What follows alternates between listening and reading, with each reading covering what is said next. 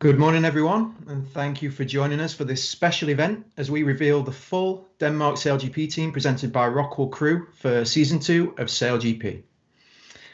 It's just over a month until the racing begins in Bermuda, and that will be the first test of the teams after over a year off the water since the last event in Sydney in February 2020. I'm John O'Turner. I'm Head of Communications and PR for Denmark SailGP Team. And I'm delighted to say that we're joined today by Nicolai, who's the helm for Denmark SailGP Team. He'll be talking us through the full crew announcement, and he'll also be giving us some insights and expertise ahead of the first race in 4 weeks' time. Nicolai, not long to go now until Bermuda. How prepared do you feel for SailGP Season 2? Thanks, Jono. Yeah, we're really excited for Season 2. It's going to be fantastic racing, and it's going to be tight and the best sailors in the world. So we're looking forward to announcing the crew, and we're looking forward to fly the Danish flag as we race in SailGP. It's, as you say, it's over a year since we stepped foot on the F50 last time. So we're very excited to get going, and a lot has changed since Sydney. So the level, the sailors, and the teams has risen even further with some new and world-class sailors joining the ranks. And we have new cities to race in, so we're very excited and look forward to it. Well, exactly that. The levels gone up indeed, and when Denmark SailGP Team went into the last season with just 20 hours racing on board the F50, you were considered the newbies. You were given a bit of extra space and time because obviously you didn't have the experience on the boat, but. In some ways, you're not the newbies anymore because they're a newer team. So how does that feel? Well, yeah, I think, the new teams you're talking about probably is not as new, as we are in terms of Pete and Blair and Spithill and these new people coming in. So we still feel like we're a new team. We only have 20 hours of racing in the F50. So obviously we still have a lot of catching up to do, but it's exciting to see these fantastic world-class sailors join SailGP, and you dream of racing alongside the best athletes on the planet, and I think there's no doubt that's what we have in SailGP for Season 2. So it's going to be epic racing, and the fans can look forward to it.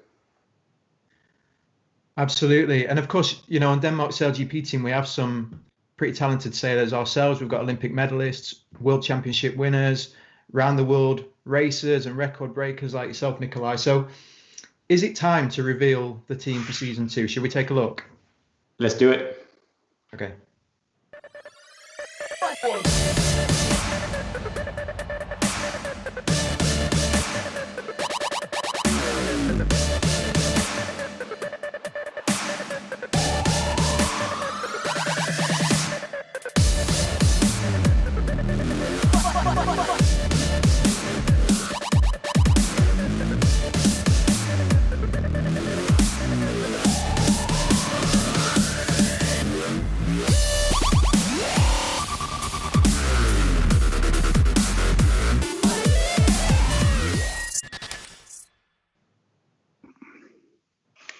Well, Nicolai, a lot to unpack in that little video. Some familiar faces, some new ones, which I'm sure a lot of people will recognize too. So let's take a look in a bit more detail at the athletes you've selected for Season 2. First of all, tell us a little bit about your overall the overall team ethic and what you're looking to build, and then we'll look at individuals after that.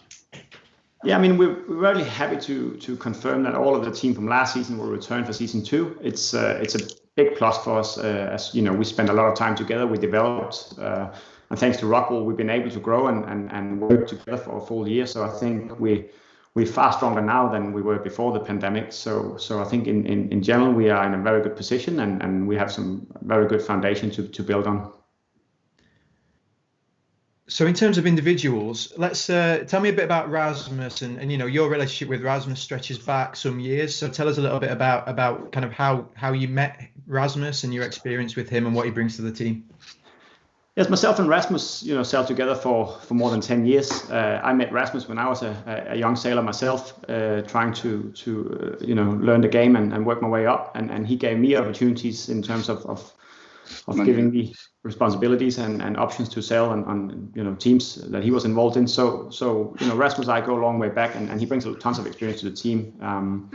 He's a flight controller, and he's very meticulous, and he's he never rests. Everything he do is always in the search for performance, and he's well respected amongst the whole team.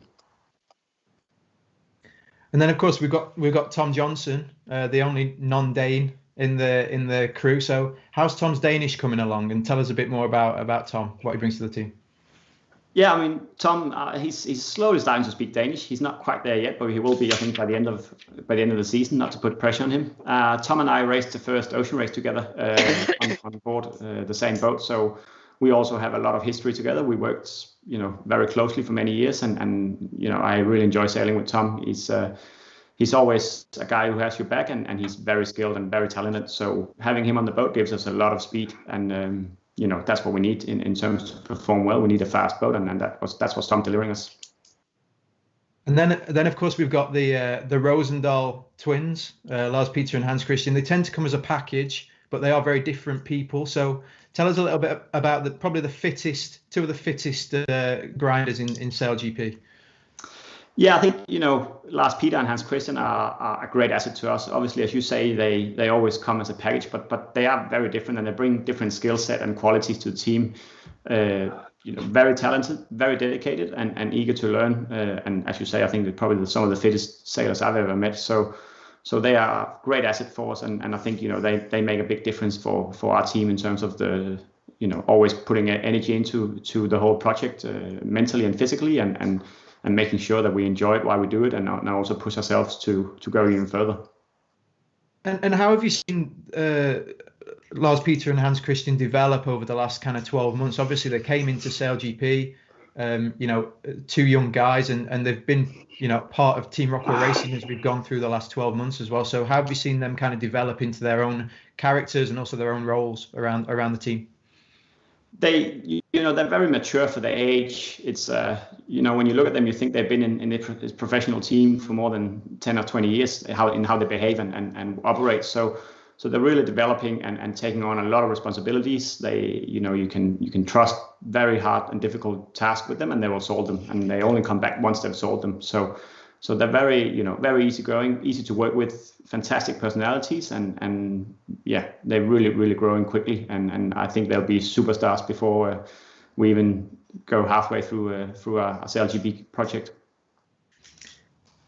Of course, we've also got Martin as well, who's famous for winning that gold medal in Beijing in 2008. So what does Martin bring to the team? Yeah, Martin, he needs no introduction. He's a famous gold medalist from the 49 in 2008.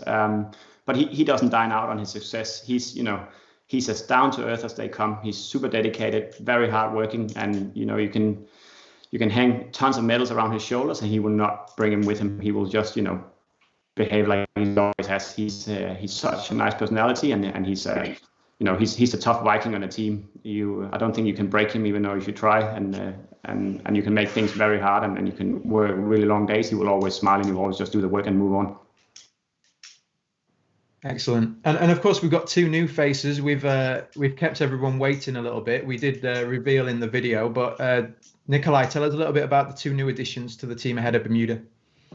Yeah, I'm very excited to also announce that we have Anne-Marie Winkelmann and Katja Salsgaard-Iversen joining us on our team now, and they will also join us in Bermuda after making the final selection in our training camp. We're very lucky to have such a depth of talent in Denmark, which means that it was a big pool to choose from. But having Anne-Marie and Katja, they bring tons of experience from racing at the very top of the sport, and they're used to winning. They're used to be performance focused, and they're very hard workers. So we're delighted that they agreed to join us as part of this new development initiative from SailGP.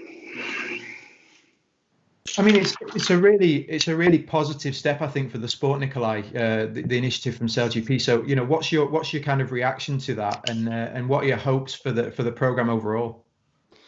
I'm very excited about this program. I think it's going to bring a lot of new experience. It's going to be also a new talent, a new way of working, new learnings, also new team dynamics. It will bring a lot of good things to the team, and I think Katja and Marie will pick up very quickly in terms of sailing the F50 and working on board our team. They're used to working hard, work under pressure, learn quickly, and perform under pressure.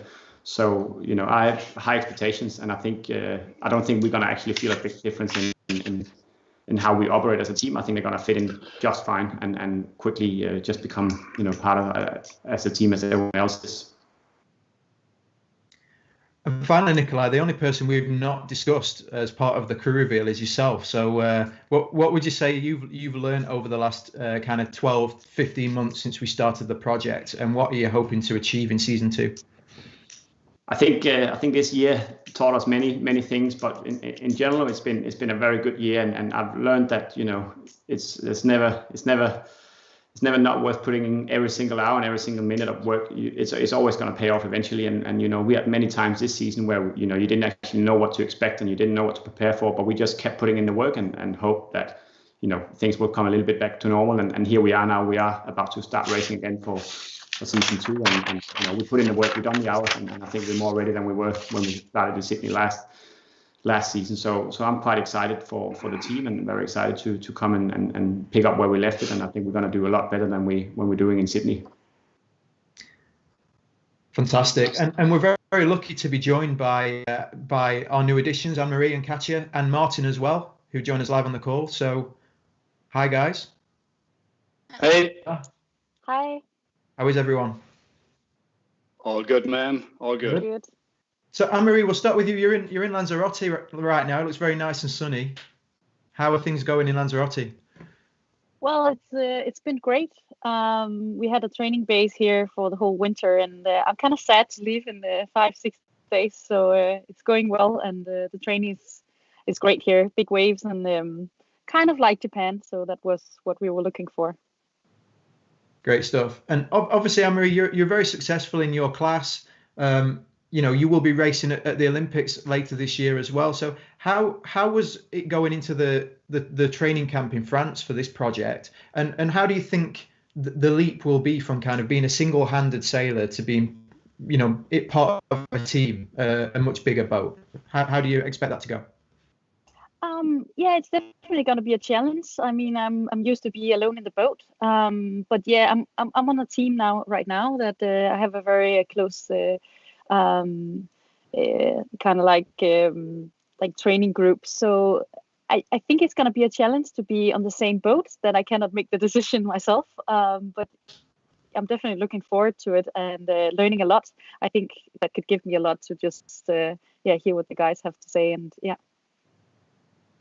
And tell us a bit about the training camp that you went to. I know it was a lot of action in just a couple of days, but you got to do a bit of everything, right? You sailed across a few different boats. You did a bit of a physical workout with the twins. So tell us a little bit about what happened.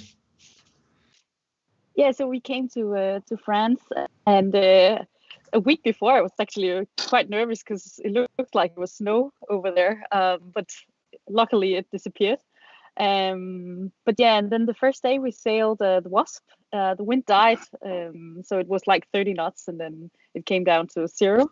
But then the day after, we got to sail the Easy to Fly boats, which were very cool. That was definitely the best experience for the whole weekend for me.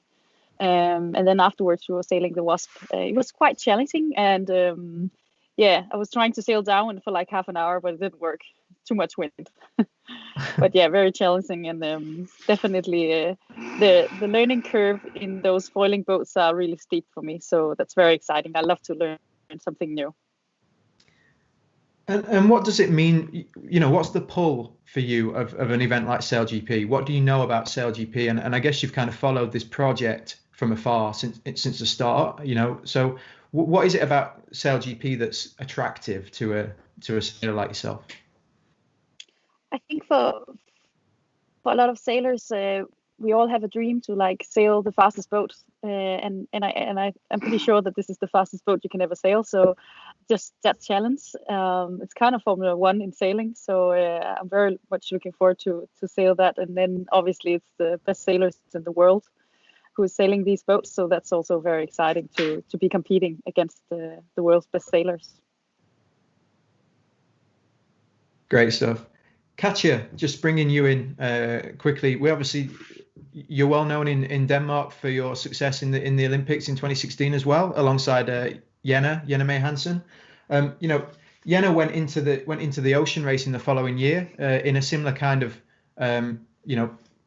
female development initiative to what we're seeing in SailGP. So, what's your experience, or what have you heard of these kind of initiatives, and what are your thoughts around what SailGP are doing with this Race for the Future initiative? Well, I'm really supportive of this kind of initiatives. For me, it has never really been a dream to be a professional sailor because there haven't been much of a female role models in professional sailing. So the fact that Jena became a part of the ocean race, and now that Anne-Marie and I have the opportunity to become a part of SailGP sailing is big. It's really big, and I think it's necessary right now to help females to get in, and hopefully that will make it much better in the future for younger girls to actually create themselves a career in professional sailing. And you've obviously reached right to the top of your class. You've won world championships. You've won Olympic medals. So how big of a learning curve do you think this experience will be? And what are the biggest challenges that you see of kind of stepping into an event like SailGP? It's gonna be a huge challenge. I don't think you can actually compare dinghy sailing with this kind of sailing. It's going to be very different. First and foremost, that it's going to be a big team. Now I have the opportunity to sail with a lot of great sailors, and already 6 guys in the team, and Anne-Marie as well, which are all going to be able to teach me so much. So that I'm really looking forward to. Whereas beforehand, you were 2 people, which were almost supposed to act like one. Now you are 5 or 6 people that are supposed to act like one, and that just makes it so much harder, and that I think is going to be really interesting. I mean, Martin, you've experienced of both types of sailing. You've been obviously in the Olympics, and you've raced on an F50 as well. So is there any common ground whatsoever, or is this almost different sports? There is a lot of different differences and a lot of common ground, but you can say that essentially SailGP is the toughest sailing league there is now, but the challenge is actually quite the same. If you want to win SailGP, you need to have a good start, good speed, good maneuvers, superb teamwork. You got to be better than the other boats, and it is just a yacht race, but the boats are extremely fast and very action-packed. But essentially, when you boil it down, you just gotta be a little bit faster and better at everything than all your competitors. And our competitors are the best in the world, so that is a proper challenge. And how have you yourself and the rest of the team, Martin, been prepared for this upcoming race in Bermuda? Because obviously we've had a bit of a year, to say the least. We have been able to achieve a lot as Team ROCKWOOL Racing, with ROCKWOOL support in Denmark, particularly over the last kind of 6-12 months. But how do you get yourself in preparation, kind of mentally and physically, to step back on the F50 after over a year away from it? Yeah, as you say, Jono, it has been a very special year due to this Corona thing. But we have been doing everything we can to prepare for Bermuda. We have had lots of gym work. That's easy to do here. We had tons of video debriefs, and we have watched so many videos together and debriefed all the data again and again and again. So now it's time for us to go sailing again. We've been sailing the GC32 with the ROCKWOOL Racing Team. We've been sailing the ETFs. All of those are great boats, not exactly similar to the F50, but it has been impossible to go sailing in the F50, unfortunately, for everyone. So we are so much looking forward to see the mighty F50 again. And we feel like we have done everything we can. We can say that we have worked as hard as we can for the last year to be prepared for Bermuda. Now it's time to go sailing. Well, Anne-Marie, you've certainly not lacked time on the water in the last year. You're obviously fully into your Olympic campaign for Tokyo. Obviously, it was delayed by a year or so. It should have taken place last year, but you've been in training camps. You're in one now. So, how did that delay impact your Olympic campaign, and how do you see that you can kind of combine SailGP and the Olympics? Because I'm sure a lot of people will be asking that question. Yeah, it's definitely been affecting my Olympic campaign that it's 1 year later. It's definitely been hard to motivate yourself for 1 more year, believe it or not. It's still my passion to sail, but it's a lot of hours in the laser. But yeah, now it's been great. I think we've been training a lot, and we're definitely prepared for the Olympics now. And I just see the SailGP as a really good experience and a very big challenge for me. And I can see that it's just only gonna help me in my Olympic campaign. And I'm very excited. Of course, the Olympics is still my first priority. It has to be for the next 4 months. But after that, I'm very keen to just go all in on SailGP and hopefully learn a lot from the guys. Just maybe we can bring Nicolai back in. Nicolai, I'm sure that the whole of Denmark SailGP Team and ROCKWOOL fully supports, Anne-Marie's mission to go to the Olympics and do a great job for Denmark as well. What's your kind of reaction to that? And also, what do you see that Katja and Anne-Marie bring to the team?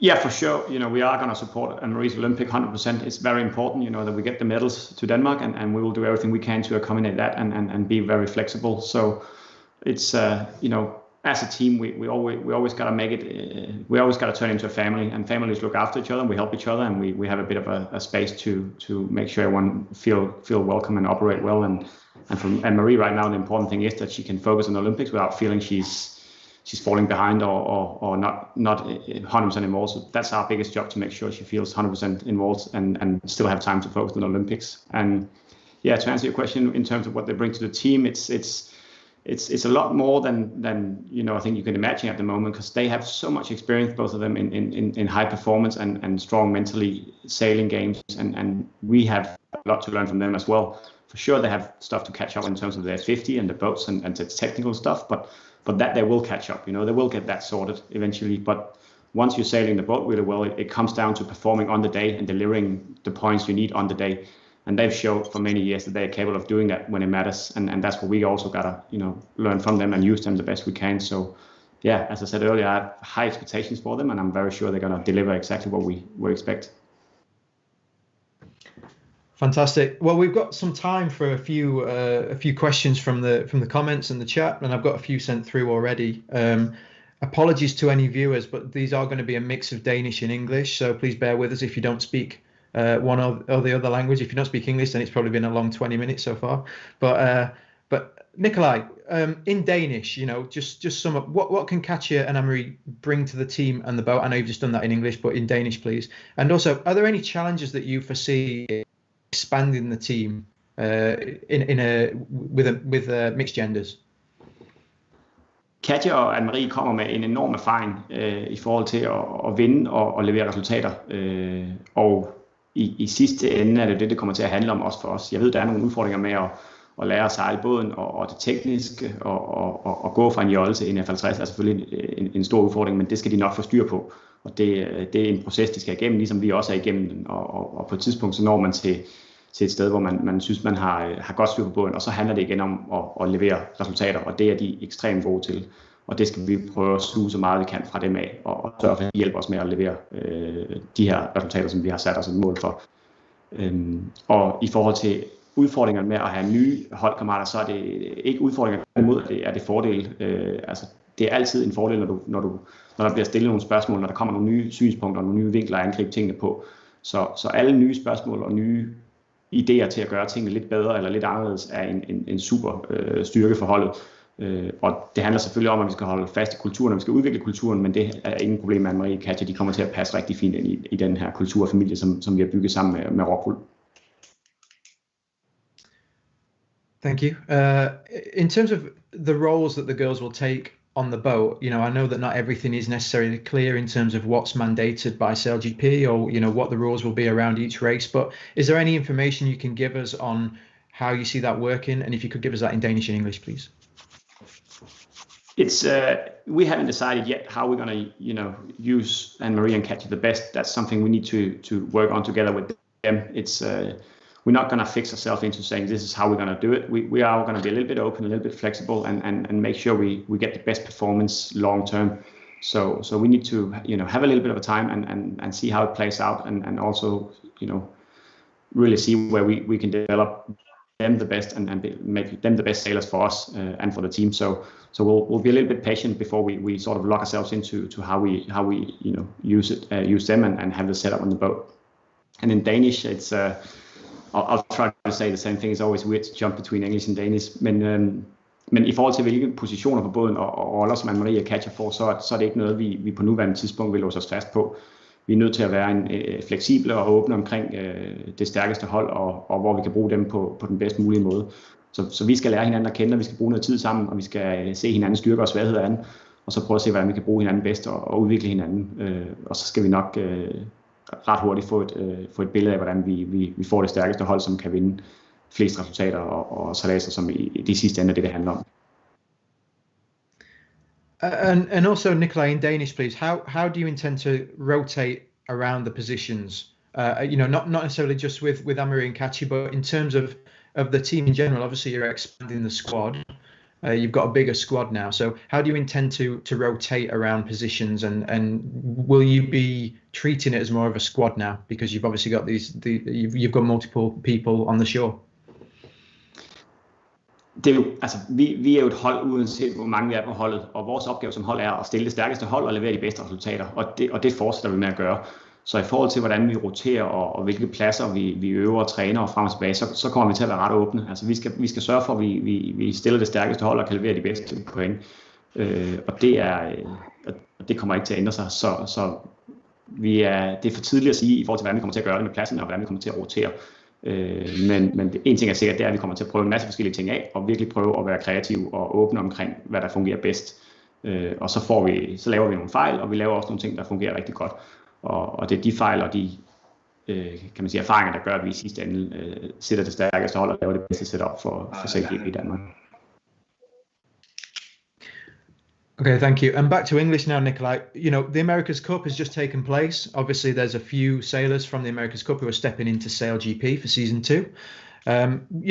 I assume you watched a lot of the races. I know you've been a little bit busy as well, but what did you learn anything from the America's Cup? Have you picked anything up, or have you spotted anything that you think will pull through to Bermuda in some way?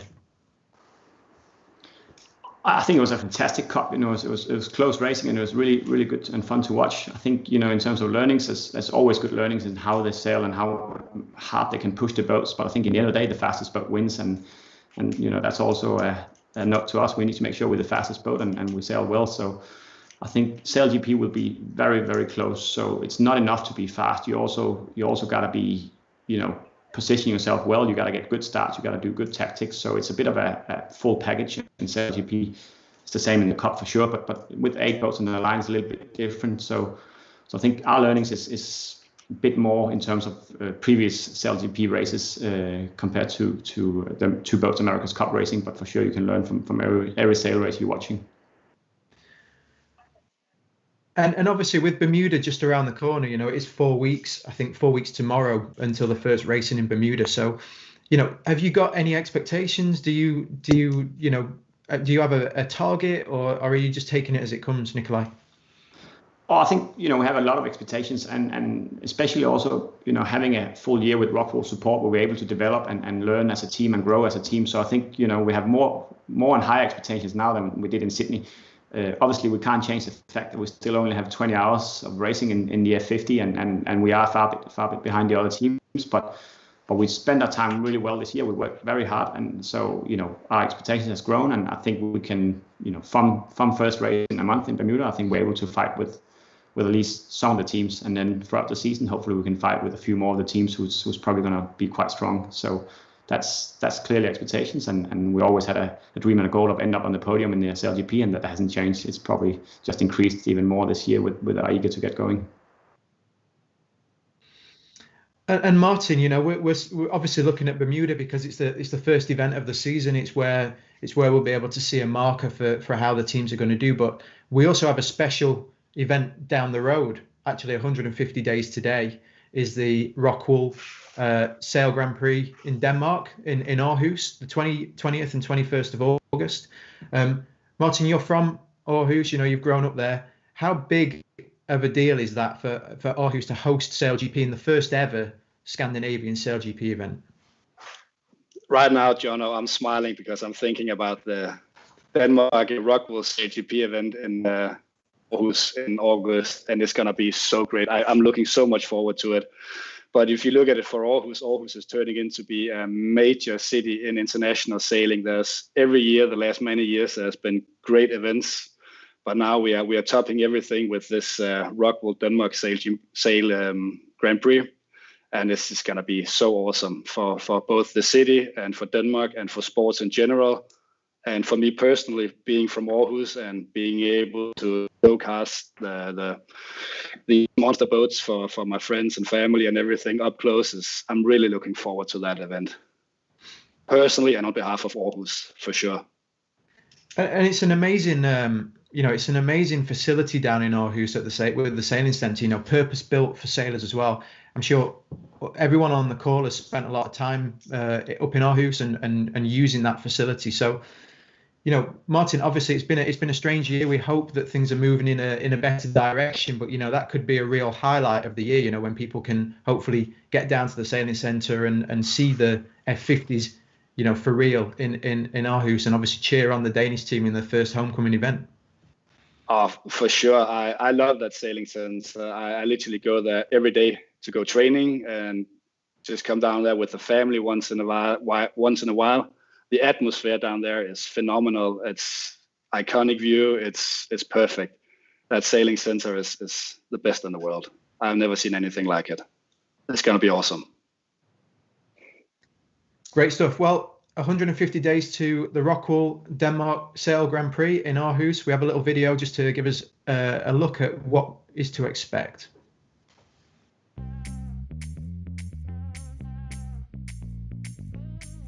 For us in Sailing Aarhus, the local sailing community, hosting the SailGP is huge. It's a massive event, and it's really going to do something good for our young sailors. We've been focusing on inshore and offshore, and having a SailGP and push out this inshore mega event is really going to do something good for the community.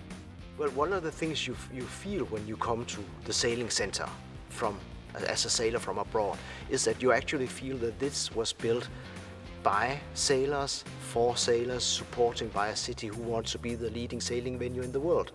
This was not a construction built for some other purpose, a warehouse, or maybe built for other types of events. It's a sailing center.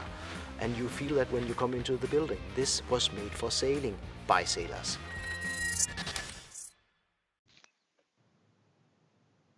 Well, what a fantastic event that looks. I can't wait to see that come to fruition in August. I think that wraps us up for today. Just want to say thank you to Nicolai, Martin, Katja and Anne-Marie for joining us this morning and giving us some insights into Bermuda and the rest of the season. Don't forget, the first race begins in 1 month in Bermuda, so make sure you stay tuned to all the Denmark SailGP Team and SailGP social channels for all the latest on how you can watch that and how the preparations are going. And look forward to seeing you there, and thanks for the support. Bye. There. 3, 2, 1, here we go. Just take it in there. Wing on, wing on, wing on.